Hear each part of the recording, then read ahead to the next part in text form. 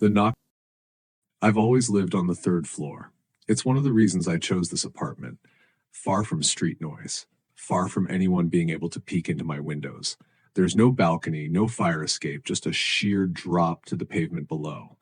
That's why when I heard the knock at my window, I knew something was wrong.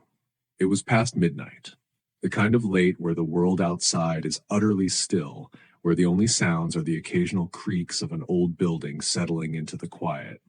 I had been lying in bed, scrolling through my phone, my eyelids growing heavy. The soft glow of the screen was the only light in my room. Everything was peaceful. Until knock, knock. A sharp, deliberate tapping against the glass. I froze. My fingers went stiff around my phone. It was probably nothing, just my imagination. But then, knock, knock. Louder this time. The sound came directly from the window beside my bed. Slowly, I turned my head, my breath caught in my throat.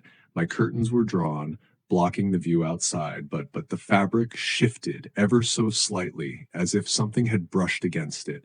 My body went cold. I told myself it had to be the wind, but there was no wind. Everything outside was still, and besides, I live on the third floor. With shaking hands, I reached out and gripped the edge of the curtain. My heart pounded so loudly I could hear it in my ears. I should have left it alone, but something inside me needed to know. In one swift motion, I yanked the curtain aside, and there, staring back at me through the glass, was a face. Not a person, not something human. The skin was pale and stretched too tight, as if it had been pulled over a skull that wasn't quite the right shape. The eyes were wide, too wide, gleaming like wet marbles, and the mouth was grinning. A grin so wide it shouldn't have been possible, lips curling unnaturally at the edges. For a moment, we just stared at each other. Then slowly, it raised a single bony finger and tapped the glass. Knock, knock. I stumbled backward so fast I nearly tripped over my own feet.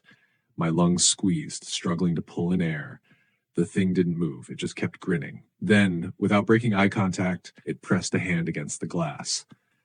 I watched in frozen horror as the skin darkened, as the fingers seemed to sink into the surface, like the glass wasn't solid anymore, like it was trying to step through. I snapped out of my paralysis. With a shaky gasp, I lunged forward and ripped the curtain shut. The room was dead silent again, except for my own ragged breathing. I didn't dare move, didn't dare look. I don't know how long I stood there, maybe minutes, maybe hours. But eventually I crawled back into bed, wrapping the blankets around myself like a shield. I told myself it wasn't real. It couldn't be real. And yet, the next morning, when I finally found the courage to check, there was a single dark handprint on the glass, smudged as if something had slipped away. Until next time, keep your lights on, your doors locked, and don't forget to subscribe. You never know what's hiding in the dark.